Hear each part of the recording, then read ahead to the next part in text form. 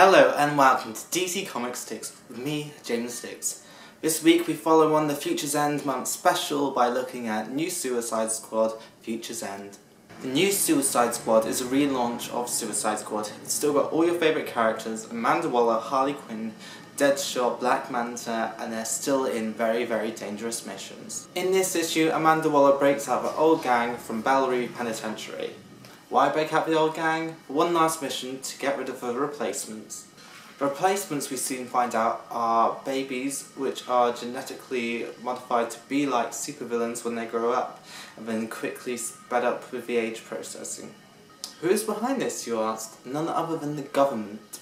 So, as always, let's start with the cover. This isn't the lenticular cover, but the 2D version.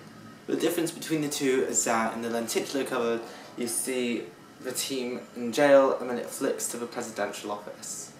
I think this cover really points out that it isn't too much special about the covers if they're not the lenticular versions of themselves. Some of them are quite bland. Because of the border, you don't get as much to look at on the cover either. The good. The Suicide Squad are reunited for one last battle, and it's nice to see how the characters have gotten on since 5 years ago. Poor Deadshot has lost an arm, Black Manta has lost his mind, and Harley Quinn, bless her, has lost her body. Suicide Squad have to battle the younger versions of some great villains. So we see Deathstroke here, we also battle many Jokers. And surprisingly, the Suicide Squad don't stand as much of a chance as you might have thought. And I just got to say, I've always found Joker Kids really horrifying since Batman Beyond's Return of the Joker, or Batman of the Future for the UK viewers. It's like a horrible flashback to Tim Draker's, ooh, no, nasty. For bad, it's quite funny to see Harley Quinn as this big venomed up character, but the downside is she loses all of her dialogue, and that's the funny part about Harley Quinn, her jokes and her quirky little sayings. I probably touched on this in the Birds of Prey review a few weeks ago, but Amanda Waller still isn't the same character that I remember from Justice League Unlimited or from the recent Batman Assault on Arkham DVD.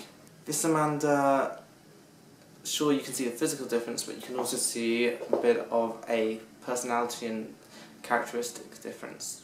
I mean, I'd never have thought to see Amanda Waller smile with her teeth out, but she sure does when she offers Black Manta a fish stick.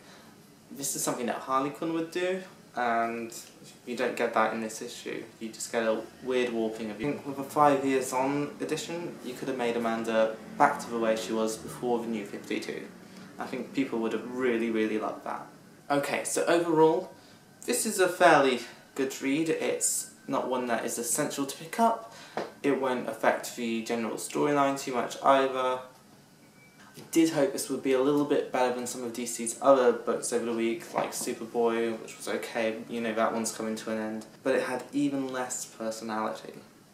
That, I'm going to give this a 55 out of 100.